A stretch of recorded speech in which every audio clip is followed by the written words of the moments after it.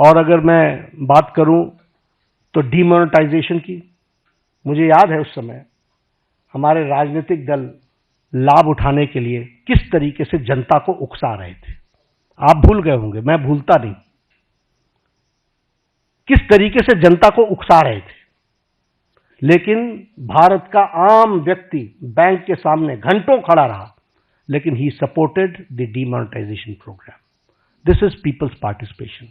और ये मैं इसलिए बताना चाहता हूं कि लीडरशिप पर भरोसा होता है तो किस तरीके से जनता बिहेव करती है, this we have to understand. अगर मैं बात करूं न्यू एजुकेशन पॉलिसी की, यही देश है जहां एजुकेशन पॉलिसी को लेकर एजुकेशन की मिनिस्टर्स की कॉन्फ्रेंस एक साथ नहीं हो पाती थी। वहां आज हम एजुकेशन पॉलिसी पर एक साथ आ गए। क्यों? क्योंकि कंसल्टेशन इतना वाइड हुआ कि उस कंसल्टेशन के कारण सीमलेस तरीके से न्यू एजुकेशन पॉलिसी 2020 आई। हेल्थ पॉलिसी 2017 की, आपको पता ही नहीं चला कि नई हेल्थ पॉलिसी आ गई। आपको इसलिए नहीं पता चला क्योंकि कोई झगड़ा नहीं हुआ, कोई इशू क्रिएट नहीं हुआ, कोई ऐसी चीज नहीं आई। और कंसल्टेशन इतनी वाइड हुई और इतनी होलिस्टिक अप्रोच में हुई कि वह सब भी आप लोगों ने देखा है। स्वच्छ भारत अभियान, आपके ही आंकड़े बताते हैं कि one of the most successful program. सिर्फ टॉयलेट्स बनाना ही नहीं, लेकिन हेल्थ के इंडिकेटर से भी ले तो हमको स्वच्छ भारत अभियान का सीधा फायदा दिखता हुआ नजर आता है। जब हम देखते हैं कि हमारे बच्चों के उनको जो प्रॉब्लम्स होती थी उसमें डिक्लाइन आ गया है, तो ये सारी बातें हमको जनता के सपोर्ट से मिली हैं। जब मैं ट्रांसपेरेंट गवर्नमेंट की बात करता हूं तो आपने देखा होगा डीबीटी का लगभग 130 टाइम्स ट्रांजैक्शन बढ़ गया है।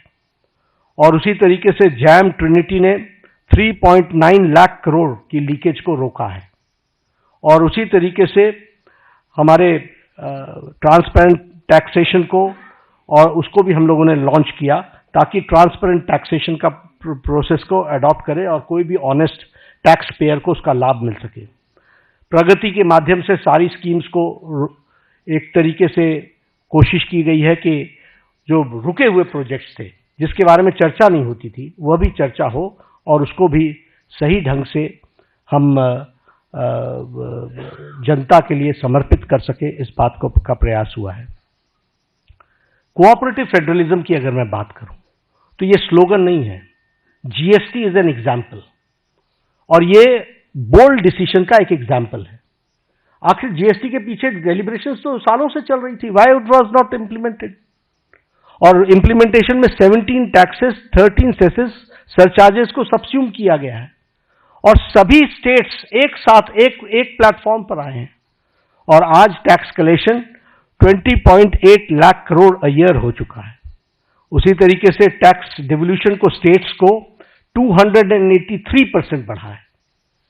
हमारे स्टेट्स, आपको मालूम है कि राजनीतिक कारणों से कुछ लोग हमेशा चर्चा करते रहते हैं स्टेट्स की अनदेखी हो रही है, द इंक्रीज इज 283% इंक्रीज। और मैं बतौर हेल्थ मिनिस्टर कहता हूं कि जब भी कोई आता है हम हमेशा सबको बोलते हैं finance is not the problem, implementation is your problem. आप उसको इंप्लीमेंट करो, फाइनेंस की कोई प्रॉब्लम नहीं। और इसको हम करके दिखा रहे हैं। उसी तरीके से हमारी नीति आयोग की रेगुलर मीटिंग्स होना, चीफ मिनिस्टर्स का पार्टिसिपेट करना, कोरोना के दौरान 11 फॉर्मल मीटिंग्स हुई। इसलिए कोऑपरेटिव फेडरलिज्म में सबको साथ लेकर के चलने का मोदी जी का मन और मोदी जी के द्वारा हमेशा उसको आगे बढ़ाने का काम किया गया है। और स्टेट्स को, और प्रधानमंत्री जी ने तो कई बार कहा है कि अगर देश को आगे बढ़ाना है तो हमको प्रदेशों को आगे बढ़ाना पड़ेगा। और ये एस्पिरेशनल डिस्ट्रिक्ट्स के लाने के कॉन्सेप्ट किसने दिया? ये मोदी जी ने दिया। ये स्टेट्स के ही तो डिस्ट्रिक्ट्स हैं जिनको मेन स्ट्रीमिंग करने का और उनको ताकत देने का काम किया जा रहा है।